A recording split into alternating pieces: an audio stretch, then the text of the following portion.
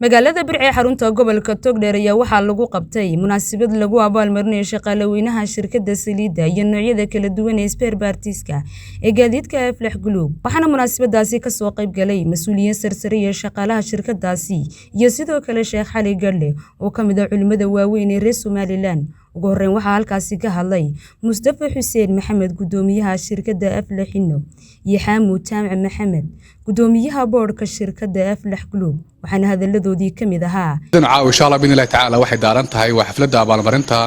shaqaalaha Aflax Group qaybta gobolka Togdheer sidaan la wada soconay qaybtii koobaad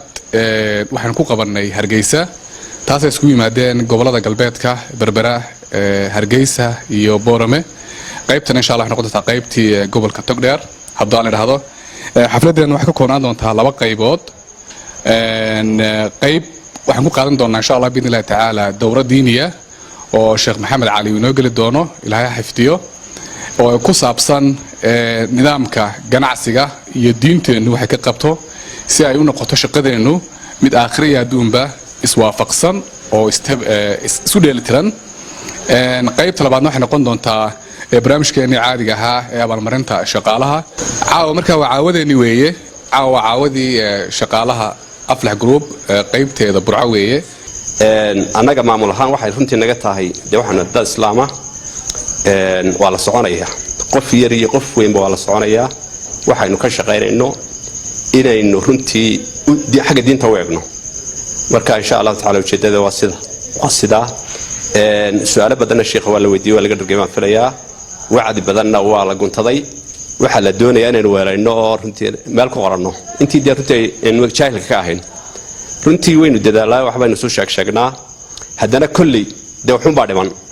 marka intii caawa la siyaadsaday waxay la tahay in lagu dhaqmo in aynu runtii waxa weeye ku dhaqanno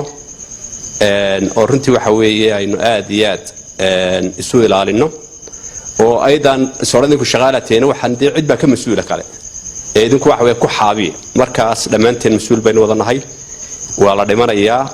xalaal baynu doonaynaa sidaas aynu barakoobaysaa marka insha Allah taala Ilaahay subhanahu wa taala hayd barakeeyo geestooda waxaa halkaasi ka hadlay Sheekh Maxamed Cali Gadle iyo sidoo kale qaar ka mid ah shaqaalaha shirkadaasi mar labaad waxaynu mahadnaqaynaa odayada mas'uuliyiinta iyo boardka shirkaddan khayr kale ee Aflax iyo howlwadeenadeeda inoo soo qabanqaabiyey kulankan qiimaha leh runtii diinteena aynu isaga sheegayno shaqadeena iyo ciddii wanaagga samaysayna runtii lagu abaalmarinayo inta aan ogahayba waxay aad iyo laxaad ugu dadaalaan in waxa ay ka ganacsanayaan inay shareecada iyo diinta islaamka ay waafajiyaan shaqaalahoodana ay ugu dadaalaan sidii ay xagga aqoonta shareecada iyo aadaabta ganacsigu leeyahay iyo sidii xalaasha loogu dadaali lahaa xaaraantana la isaga ilaalin lahaa shaqaalahoodana in badan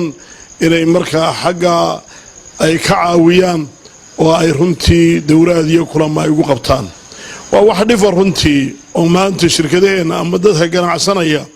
aad iyo laxaad ugu yar adduunyo sidee loo helaa ama sidee loo sameeyaa mooyaane way ku yar tahay cidda inay waxay ka ganacsanayaan iyo qaabkay u ganacsanayaan shareecada iyo diinta waafajiyaan anigoo ku hadlaya magaca shirkadda Aflax Auto Spare Parts waxaan halkan doonayaa inaan uga mahadceliyo dhammaan boardka shirkadda gudoomiyaha ku-xigeenka mareeyaha shirkadda iyo dhammaan maamulka oo dhan xafladda quruxda badan ay caawa qabteen shirkadda Aflax Auto Spare Parts ama Aflax Group waxaan halkan uga mahadcelinayaa shirkadda Aflax Group qaybaheeda kala duwan waxaan si gaar ah uga mahadcelinayaa maamulka shirkadda iyo boardka shirkadda sida wanaagsan ay shaqaalaheeda uga hagar baxdo siday mar walba maxaan ku dhahday shaqaalaheeda inay moraalkooda iyo maxaan ku dhahday maskaxdooda dhisto ay u garab taagan tahay ay diyaar u tahay ayaan ugu mahadnaq Maxamed Cali wararka Somali TV